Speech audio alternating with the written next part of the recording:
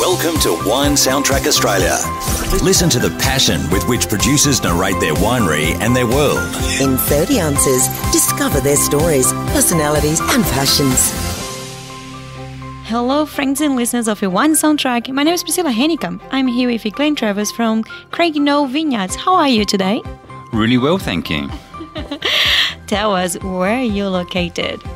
We're located at Cranbrook, which is on the Freixenet coast or the east coast of Tasmania in Australia. Wow, tell me about the secret about this region. We have a microclimate, and our microclimate really allows us to grow some fabulous wines here in Tasmania, especially on the east coast. A little bit warmer than most of the other places, quite dry, which is good because that means we can control how much water we put on. And it just makes the soils just makes a fabulous wine. Sounds perfect. Tell us, you are the oldest winery here in the East Coast. That's true? That is true. The Vineyard was started back in 1979, and it was actually started by a Hobart dentist. And he used to travel up every weekend with his wife and 3 girls and toil away all weekend and then go back and do teeth on Monday. So tell about you. So when did you start to work here? So we purchased the vineyard in 2013, so almost 8 years ago now, and it's been a party ever since. How many hectares of land do you have here? So in total we have 20 hectares of our property. Of that, 3.5 hectares is currently under vine. We have a 6-hectare development under construction at the moment. The irrigation's in, the posts are in, and then COVID came along, so we put everything on hold. So what type of wine you have? I tried today some Cabernet Sauvignon and some Merlot and different, I expected that wines here in Tasmania. That's true? That is true. We've on this site, we actually have 2 sites. We have another site which is 1.5 kilometres away from here, and that's 1.5 hectares as well. But on this site, we grow Pinot Noir, Riesling, Cabernet Sauvignon, Cabernet Franc, Merlot, and Petit Verdot. And at our other site, we grow Pinot Gris, Chardonnay, and some more Pinot Noir. And delicious, all of them, right? Absolutely. So do you sell your wines overseas or everything's here in Australia? Well, almost everything is sold in Tasmania. I ship a little bit into Melbourne, only about 3 different bottles or 3 different types of wine. Majority of it is actually sold from our cellar door. Over 80% of all the wine sold comes out of our cellar door. Wow, so how many bottles do you make it per year? We make anywhere between 35 and 50,000 bottles. This year, I think we'll probably end up with about 45,000. Wow, that's good. So it's good vintage 2021? It's been a fantastic vintage. We did have a flood 2 weeks ago, which we thought that might cause some problems, but a little bit of botrytis in our Riesling, but we've cut about 200 kilos out. Very little splitting anywhere else, so we've survived that quite nicely, but good yields. That's good, so good amount of wine this year. Yes, absolutely. Looking forward to it. Tell us, do you have any good memories, your first memory relevant of wine when you were a little baby, kid or when young? Well, when I was really young, my parents were Mormons, so we never drank alcohol. So no, I didn't have any memories. Probably the first memory I have is drinking Stone's green ginger wine when I was probably about 16, and I shouldn't have been. Do you remember when do you drink your first glass of wine? I think what I should say is my wife and I, when we were engaged, we decided we should have some wine. So we walked around to the bottle shop and we're looking at all these different wines. We had no idea what we were looking at. And we saw Brown Brothers Crucian Moselle. And my wife said, "Brown Brothers, my parents drink Brown Brothers, it must be good." And so we bought this bottle of Crucian Moselle. We thought it was lovely. Yeah. However, now I wouldn't touch it with a barge pole.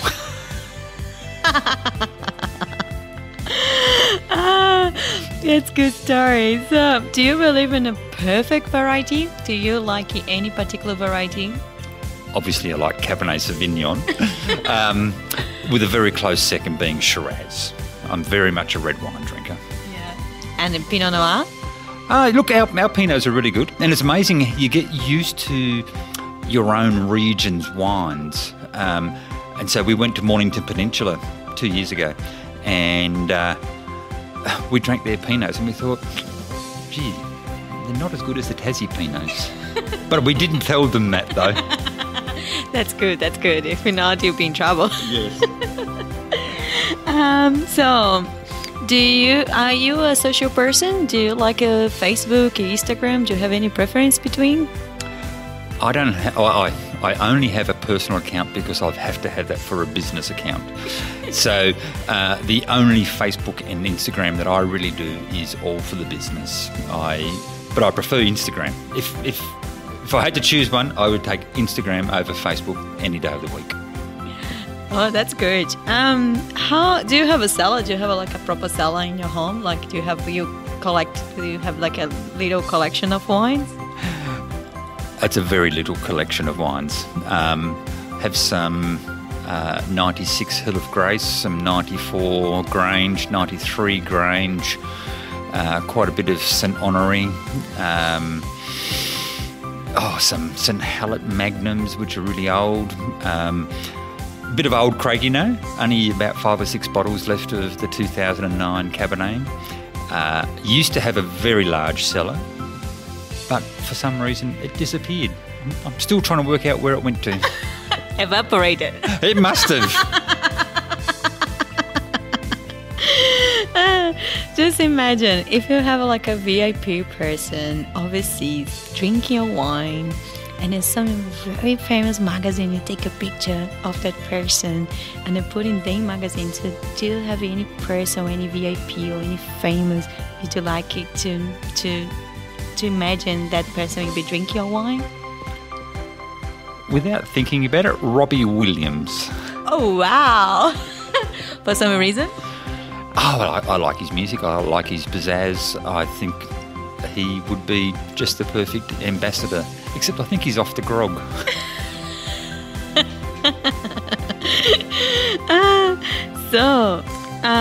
When you were very little, what did you want to be when you grew up?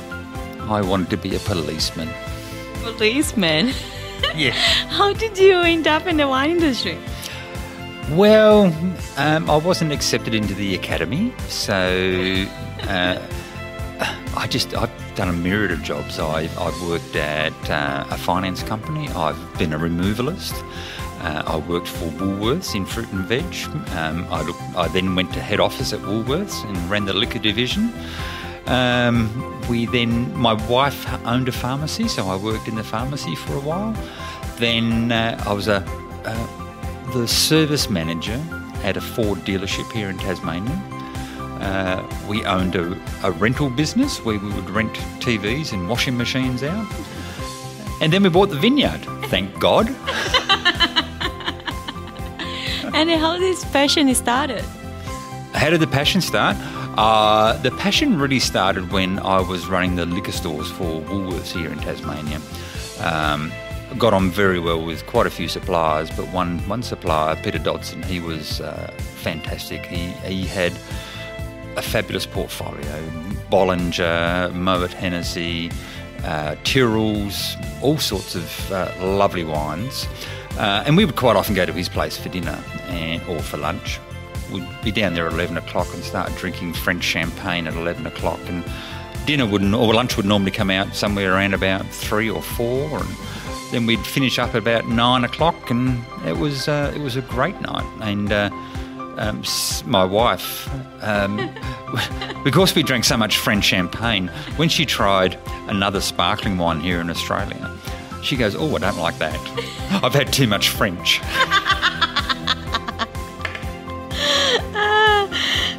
So you have like a good moment. That's how you started to be passionate about wine. After drinking a lot of good wines, you're just like, that's for me. Absolutely, yes. I really like nice wines. I really look for special wines when I go out drinking. I always feel safe with the McLaren Vale Shiraz.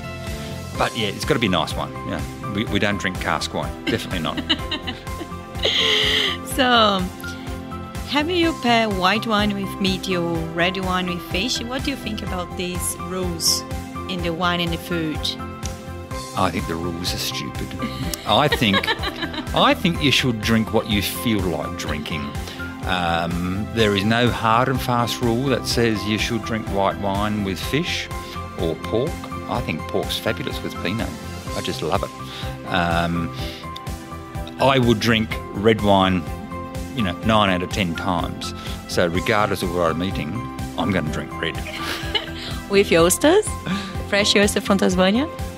Well, probably, but probably a lighter style Pinot. Yeah. There you go. So, talking about your dinners and lunch when you were working in the other company, how many glasses or bottles of wine are you needed to get you drunk? How many glasses of wine are needed to get me drunk? Glasses or bottles? Bottles, probably heading up towards 2, maybe 2.5. I've had a bit of practice. And what did you do next day for recover after a very bad hangover? Well, the interesting thing, the worst night we had, the Peter Dodson that we were talking about, he came up home for dinner once. He bought 6 bottles of wine with him. And after we'd finished those, we went down to our cellar and we grabbed out another 2 bottles. So we knocked off 8 bottles between 4 of us. My wife was falling asleep at the table. The next day, we had to go to the Woolworths Christmas party. Wow.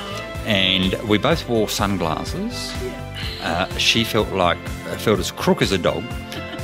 But I was able to have a beer at 12 o'clock.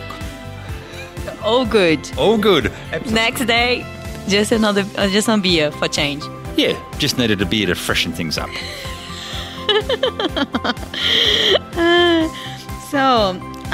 What do you do when you have free time? I know you're very busy, but when you have a free time, what do you like to do?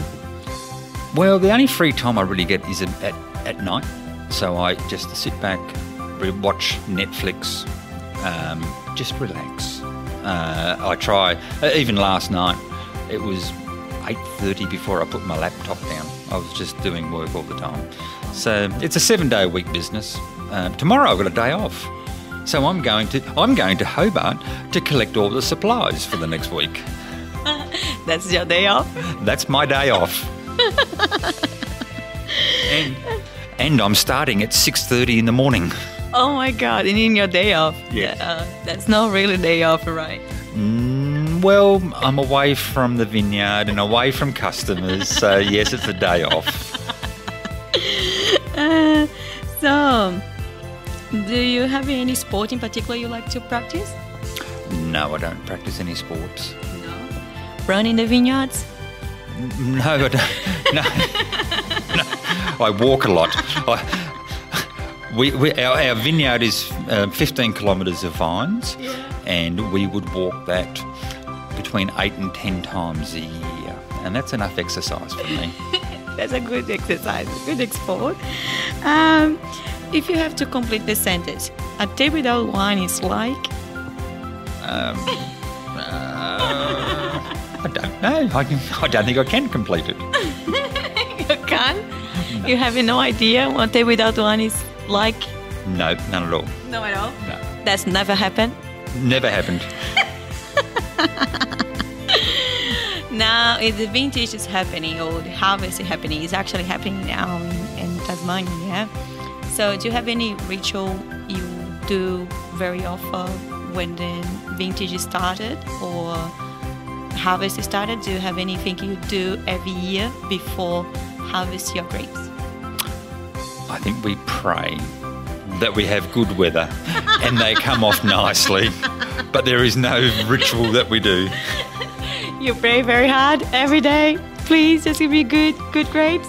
That's exactly right, yes. With everything's happening with the wine industry, warmer, the climate's getting more and more warm and they change the climate.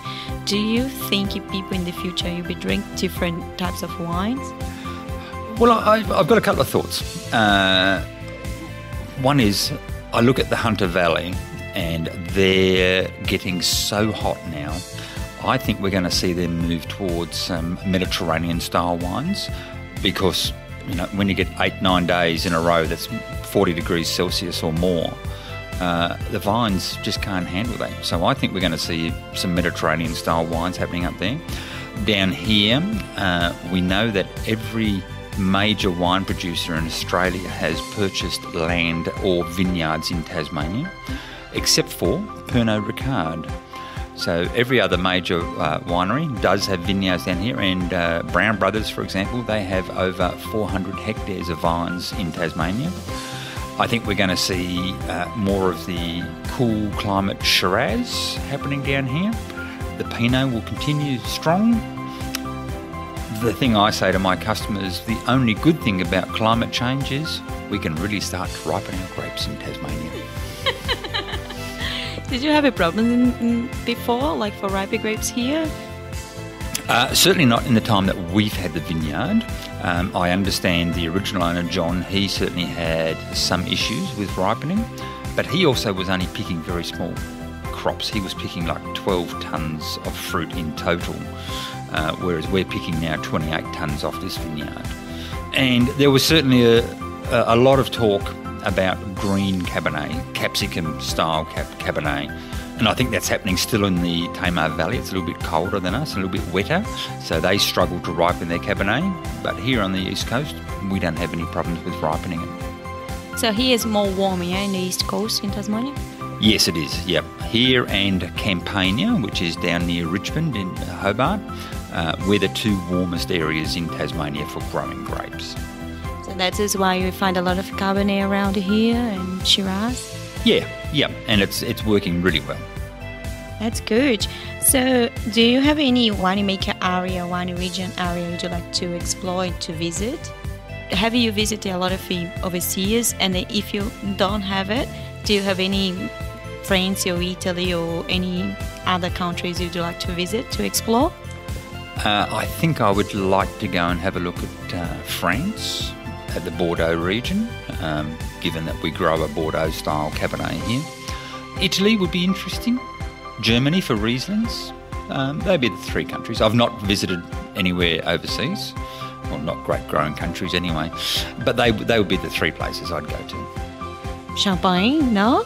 Yes, I'd certainly go to Champagne. Yeah, absolutely. Sparkling are very well known in the area. But do you produce sparkling? We've picked our first sparkling this year. So we're going to do a sparkling rosé, which we'll probably see in October of next year. And our vintage sparkling will be about 4 years before it comes out. You want to do traditional method, like the same way that most of the wineries in Tasmania do it? Yes, absolutely. Yes, traditional method. We figure we grow premium grapes.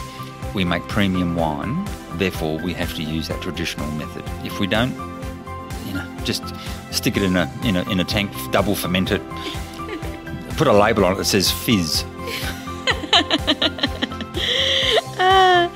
We had a lot of fun today. Now I have to ask you something. I would like to play a game with you. Are you ready? Absolutely. So the game is, I tell you the famous person, and then you need to tell me the grape variety and why do you believe that grape variety is matching well with that famous person. This sounds like fun. So, if I tell you I wanted to one grape your wine for Bobby Marley. Bob Marley, well, let me see, he's a bit of a wild boy. I think he would be a Cabernet person. I think he would like the structure behind the Cabernet, just to keep himself in line. Yeah. And something like bubbly, like Beyonce. Oh, she'd have to have a sparkling wine. Absolutely sparkling. Because she's full of bubbles. Yes. Yes, she is. If you're like a Nicole Kidman here in Australia, any wine for her? I think she's probably a Pinot Gris girl. She likes the nice things in life. She likes the lovely flavours that come out of the Pinot Gris. I think that would suit her very nicely. And is something like more sexy, like Angelina Jolie? She would probably... I think she would go for a sparkling.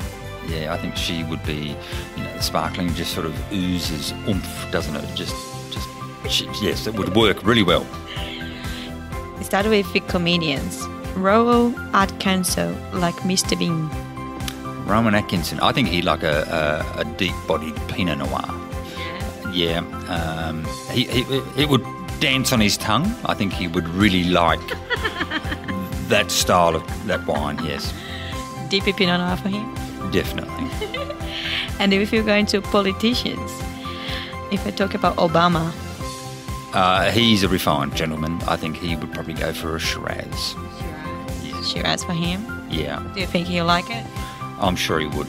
Yeah. Shiraz from Tasmania or from Barossa? From McLaren Vale. And as if you get it more serious, like in Nelson Mandela. Nelson Mandela? I think he would sit quite nicely with a Chardonnay. It's...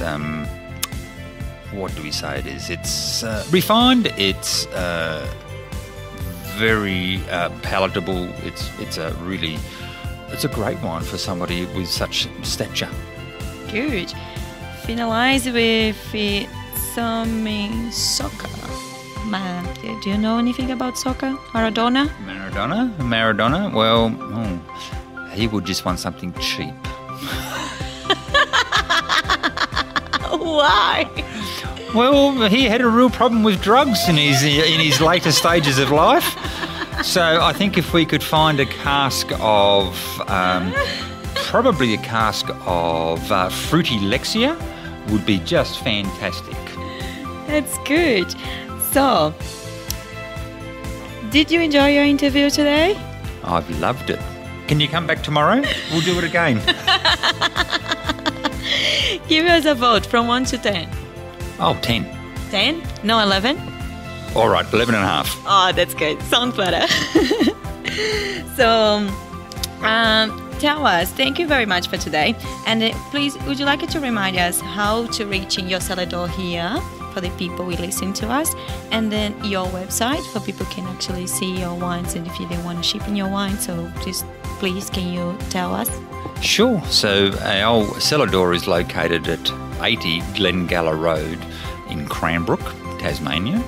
Our website is www.craigieknowe, which is CRAIGIEKNOWE.com.au. Fantastic. Thank you so much. You have a very good rest of your day, and I'm probably going to finish my Riesling I have here in my glass. Thank you so much for today. Thank you. I'm going to finish my Cabernet. Thanks for listening to a new episode of Wine Soundtrack Australia. For details and updates, visit our website, winesoundtrack.com.